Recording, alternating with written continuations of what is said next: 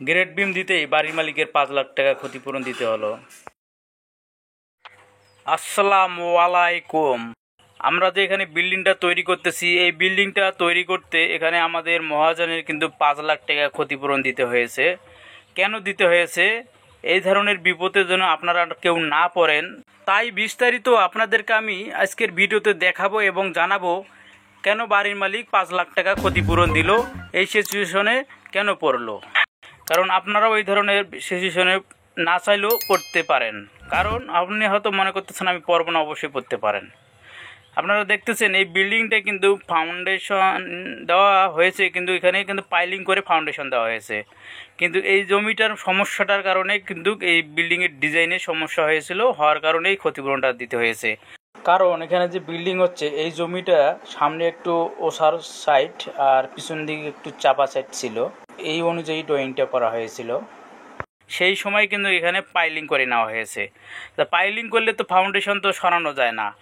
তা সেক্ষেত্রে তখন কী হয়েছিল, এই বাড়ির আশপাশের যে জমিগুলো আছে সেই জমিগুলোর মালিকেরা এসে বাধা দিয়েছিল যে এখানে কিন্তু জমি আমাদের আছে এবং জমি আমাদের শর্ট। তারা এই বারবার এসে কমপ্লেন করতো এবং এই মালিক অলরেডি 5 বার জমিটা এখানে মাপ দিয়েছে। 5 বার জমি মাপার পরও তাদের আশপাশের লোকের নিয়ে সমস্যা হতো এবং এবং এই 5-6 বার মাপার পর কিন্তু এই বাড়ির মালিকেরই কিন্তু উল্টা বরং আরও লাভ হয়েছে কিছুটা, আর ক্ষতি হয়েছে আর একটা।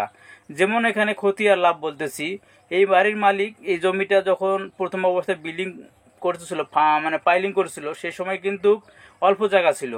মাপযোগ দিয়ে সে আমিনরা মাপযোগ দিয়ে তাকে যেভাবে জমিটা বুঝিয়ে দিয়েছে সেই অনুযায়ী কিন্তু জায়গা অল্পই ছিল।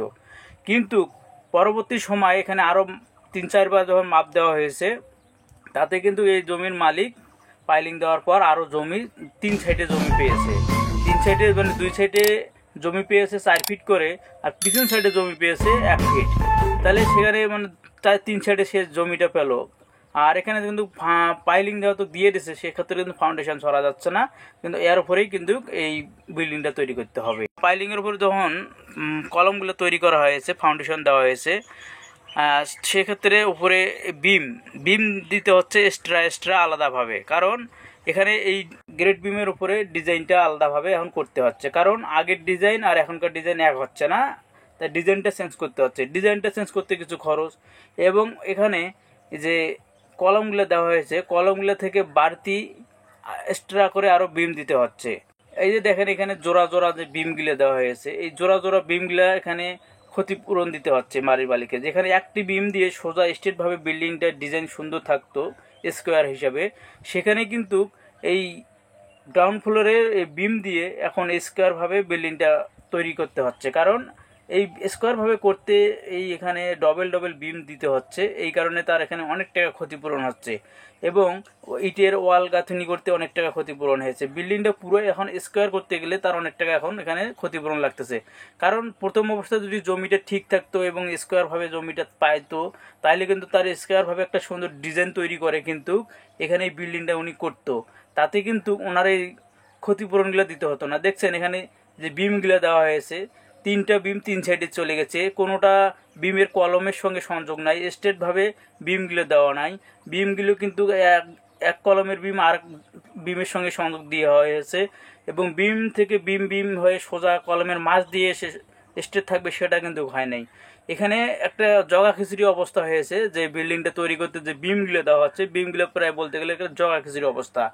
কারণ এটা আমাদের করতে হচ্ছে, কি কারণে করতে হচ্ছে, এখন এই বিল্ডিংটা স্কোয়ারভাবে করার জন্য আমাদের এখানে যেভাবে বিল্ডিংটা সাজাতে হবে সেভাবেই আমরা এখানে বিমটা দিচ্ছি। কারণ দেখতেছেন এই সাইডেও কিন্তু পিছনে বিম দিয়েছি, কোন বিমের সাথে কোন বিমের সংযোগ দিয়েছি দেখছেন, কলমের সাথে বিম পড়ছে আরেক বিমে এসে, এবং সেই পিছনের বিমের সাথে সংযোগ করে কলম বিম গেছে আর এক কলমে। এখানে পুরো মনে করেন এই যে দেখছেন এই যে আমরা যে কলমটা দিচ্ছি, কলমের পিছনে কতটা জায়গা পেয়েছি এখানে দেখতেছেন, এখানে কিন্তু প্রায় 4 ফিটের মতো জায়গা এই সাইডে পেয়েছি। তাহলে এখানে বিম কতটা, আর এই জায়গাটা কস হয়ে এইভাবে চলে গেছে। তাহলে দেখতেছেন এখানে তো কতগুলো জায়গা কস করা হয়েছে এবং আলাদাভাবে বিম দেওয়া হয়েছে, বিমের বাড়তি রড বের করে দেওয়া হয়েছে। এইভাবে এখানে এই মালিকের এই বিমের মধ্যে তার 5 লাখ টাকা ক্ষতিপূরণ দিতে হয়েছে, এবং আরও ইটের গাঁথনি অনেক কিছু মিলে। এবং এই যে এখন আরেকটা জিনিস দেখাই, এই যে দেখতেছেন পিছনের যে বাড়িটা আছে, পিছনের বাড়ির ভিতর কিন্তু এটা ওয়াল সেট টিন সেট বাড়ি ছিল, সেই তার বাড়ির আর ওয়াল সেট একটা বাথরুম, এই দেখছেন বাথরুমটা ভেঙে ফেলা হয়েছে, বিম ঢুকে গেছে বাথরুমের ভিতরে, এই বাথরুমটা ভেঙে ফেলা হবে, কারণ এখানে ওই সাইডে কিন্তু আরও 4 ফিট জায়গা বাথরুমের ভিতরে পেয়েছে। এবং এই টিন সেট দেখতেছেন, এই দিক দিয়ে টিন সেটগুলো বেড়াগুলো সরে দিতে হবে। তাইলে এই যে এখন এই বিল্ডিংটা বাড়তি করা হচ্ছে এবং স্কোয়ার করা হচ্ছে, সেক্ষেত্রে কিন্তু চতুর সাইডে আমাদের এক্সট্রা বিমের কোনো মিল নাই, এবং বিম থেকে বিমে মিল দেওয়া হচ্ছে, কলমের সাথে বিমের সংযোগ থাকতেছে না ঠিকমতো।